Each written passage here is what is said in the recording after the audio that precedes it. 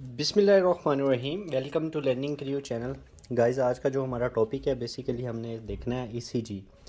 ECG हमने सुना हुआ है कि कोई भी कार्डियक या कोई भी डिजीज़ हो तो हम ईसीजी को रूल आउट करते हैं कार्डियक एबनॉर्मलिटीज़ फाइंड करने के लिए। लेकिन बेसिकली आपको पता होना चाहिए कि ईसीजी कैसे रीड करते हैं, how to read the ECG. That is too much very important question कि how to read the ECG. तो फर्स्ट ऑफ ऑल जो है ना, हमें स्टेप बाय स्टेप पता होना चाहिए। 9 to 10 पॉइंट्स मैं आप लोगों को बताऊंगा, आप लोगों के साथ शेयर करूंगा, जिसमें ये मैं आप लोगों से डिस्कस करूंगा कि ईसीजी को कैसे रीड करते हैं।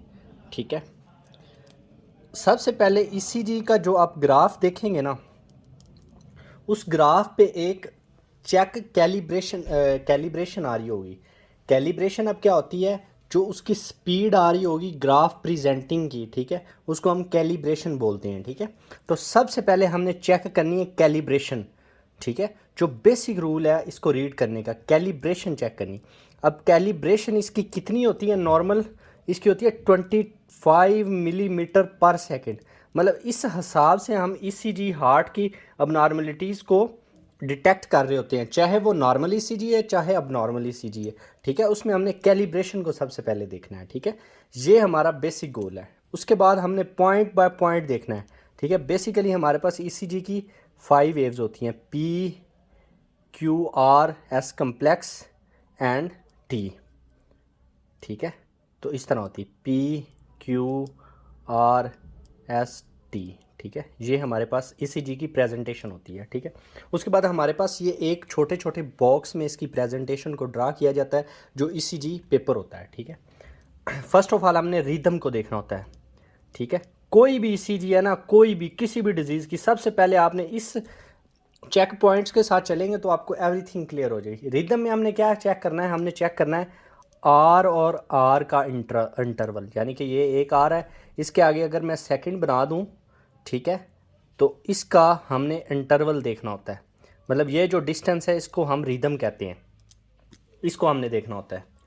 तो अगर ये हमारे पास इक्वल प्रेजेंट कर रहा है डिफरेंट ग्राफ में, इक्वल मतलब है रिप्रेजेंट कर रहा है, तो मतलब ईसीजी में कोई मसला नहीं है।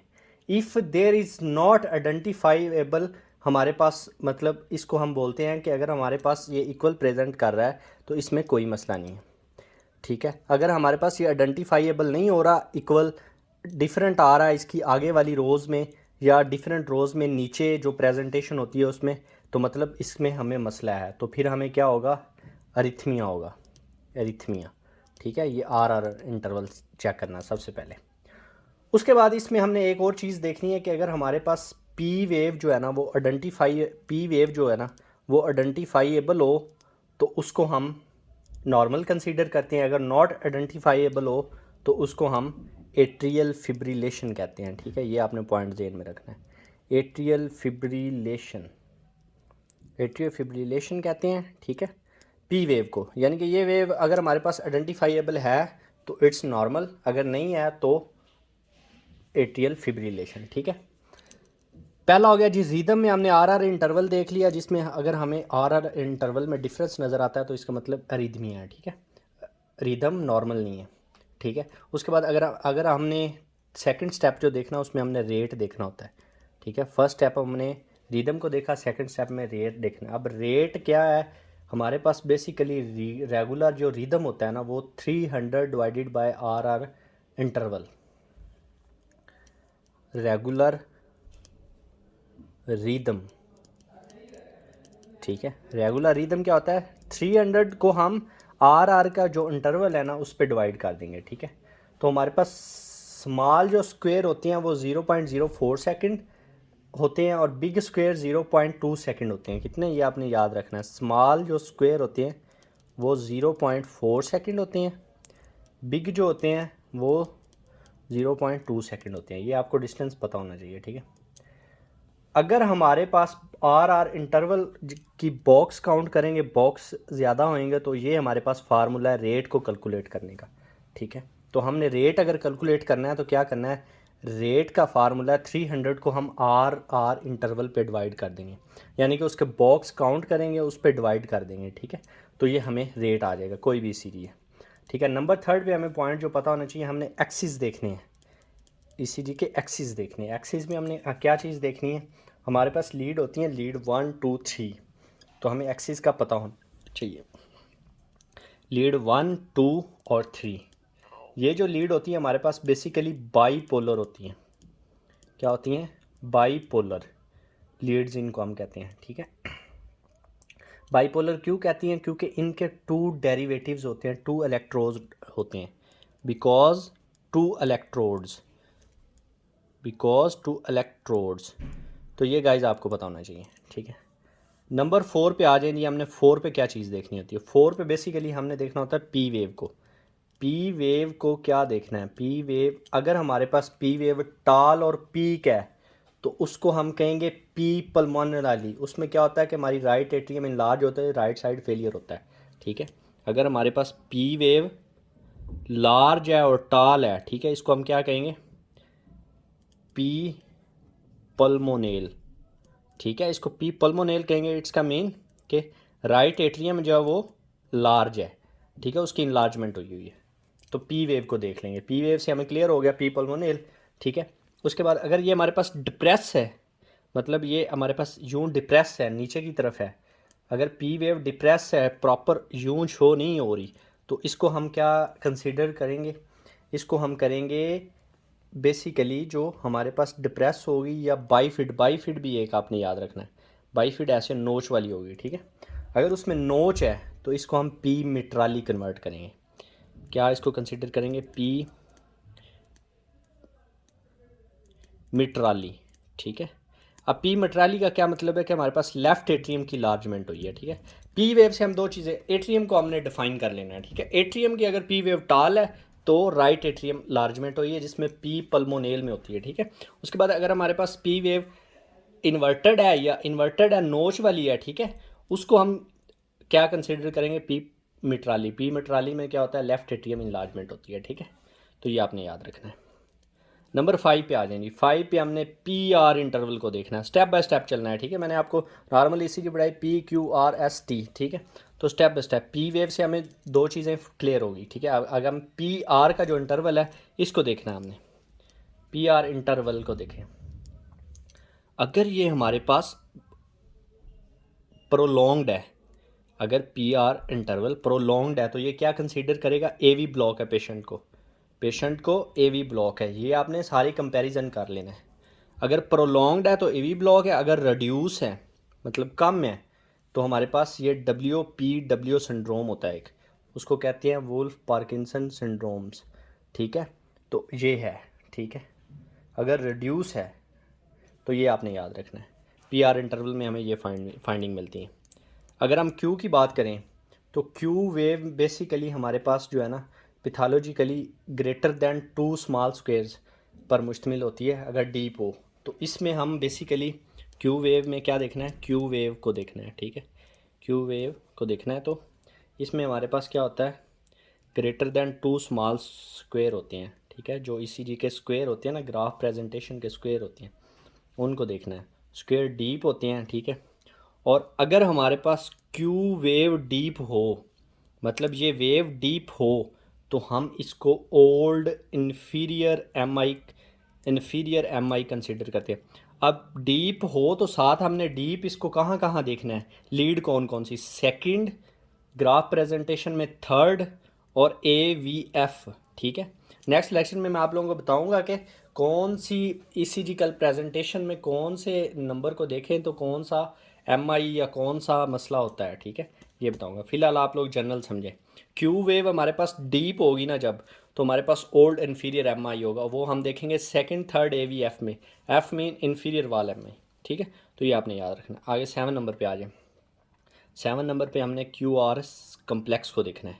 मतलब इस कम्प्लेक्स को देखें, इसमें क्या है? इसका नॉर्मल जो डिस्टेंस होता है 0.08 टू 0.12 सेकेंड होता है, ठीक है। 2 to 3 स्मॉल स्क्वेयर्स होती हैं, ठीक है। इफ़ अगर ये हमारे पास ब्रॉड है, मतलब वाइड हो गया, ब्रॉड है, ठीक है, तो हमारे पास क्या होगा? वेंट्रिकुलर अरिथमिया होगा, वेंट्रिकुलर एरिथमिया, ठीक है। गाइस ये बहुत इंपॉर्टेंट है, आपकी प्रैक्टिकल लाइफ में बहुत काम आना है, ठीक है। अगर हमारे पास एनी पैथोलॉजी है below the bundle of his, this is called मतलब जो बंडल ब्रांच है वो ब्लॉक होगी, इसका मतलब है। ठीक है, तो आपने क्यू आर एस कम्प्लेक्स से एक और पैटर्न याद रखना है। ठीक है, अगर हमारे पास ई सी जी पैटर्न क्यू आर कम्प्लेक्स के वाइडन में शो कर रहा हो मैरो पैटर्न, यानी कि एम पैटर्न शो कर रहा हो, एम से याद रखना है मैरो, इसको हम कहते हैं मैरो और विलियम, ये दो फार्मूले हैं, ये मैं आपको समझाता हूँ कैसे। अगर Q R S complex ventricle arrhythmia clear हो गया, अगर ब्रॉड है वाइड है, अगर क्यू आर एस कम्प्लेक्स हमें मैरो पैटर्न दे रहा हो, यानी कि ऐसे ऐसे पैटर्न दे रहा हो, यानी कि एम एम एम ऐसे पैटर्न दे रहा हो, तो हमारे पास बेसिकली वो क्या होगा, राइट बंडल ब्रांच ब्लॉक होगी। ठीक है, उससे हमें क्लियर हो जाएगा कौन सी पैथोलॉजी है इसको। अगर हमारे पास ऐसे ऐसे दे रहा हो प्रेजेंटेशन, ग्राफ प्रेजेंटेशन आ रही हो क्यू आर एस कम्प्लेक्स, तो हमारे पास कौन सी पैथोलॉजी होगी, लेफ्ट बंडल ब्रांच ब्लॉक होगी। ठीक है, तो ये बहुत इंपॉर्टेंट है, ये आपने याद रखना। चलें जी, नेक्स्ट स्टेप पे चलते हैं। उसके बाद हमने क्यू टी इंटरवल को देखना है। ठीक है, ये जितने मैं पढ़ाऊँगा आपको इंटरवल बहुत इंपॉर्टेंट है। 8वें नंबर पे आ जाएं जी, Q T interval. Q T interval को हमने देखना है। अगर हमारे पास नॉर्मली हमारे पास क्यू टी इंटरवल होता है less, Q T basically less होता है हमारे पास आर इंटरवल से। ठीक है, ये आपने पहला पॉइंट याद रखना है।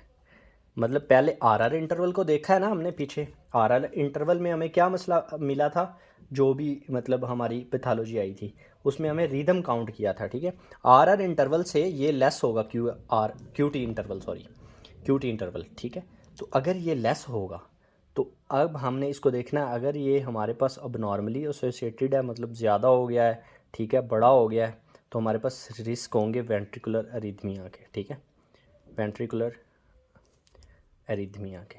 ठीक है, ये आपने कंसिडर, वेंट्रिकुलर एरिथमिया आपको क्यू आर एस कम्प्लेक्स से भी पता लग जाएगा, लेकिन ये इससे भी पता लगता है। ठीक है, आगे हम 9 नंबर की बात करें। 9 पॉइंट आ गया, एस टी सेगमेंट को देखना बहुत इंपॉर्टेंट है। मोस्टली एम आई इससे होते हैं।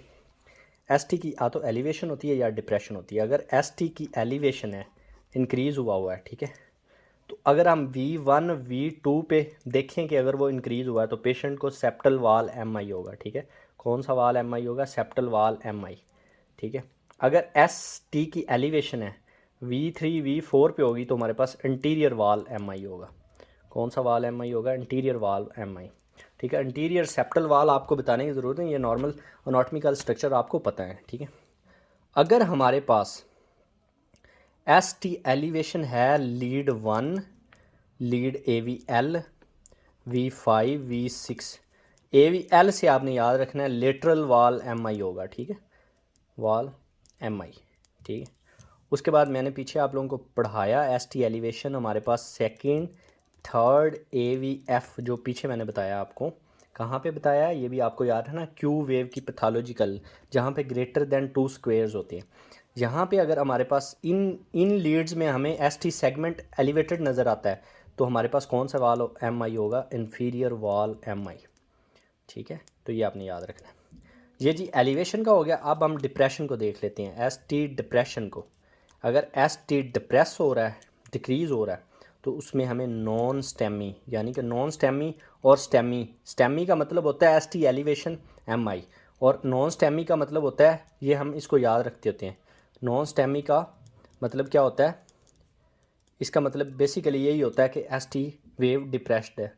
तो डिप्रेस्ड कहाँ पे होगी, हमारे पास बेसिकली पोस्टीरियर एम आई में एस टी डिप्रेस्ड होता है, पोस्टीरियर एम आई में। ठीक है, या मायोकार्डियल इश्कीमिया में, मायोकार्डियल इश्कीमिया। अगर आपके पास टी वेव डिप्रेस्ड है तो आपने सिर्फ इन दो चीज़ों का सोचना है। ठीक है, तो ये गाइस हमारे पास ईसीजी प्रेजेंटेशन है जो बहुत इंपॉर्टेंट है। ठीक है, उसके बाद लास्ट एंड फाइनल पॉइंट है हमारे पास।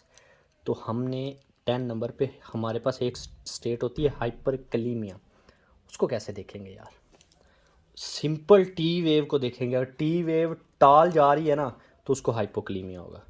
Guys thank you so much for watching my video. अच्छी लगे तो लाइक, सब्सक्राइब एंड कमेंट।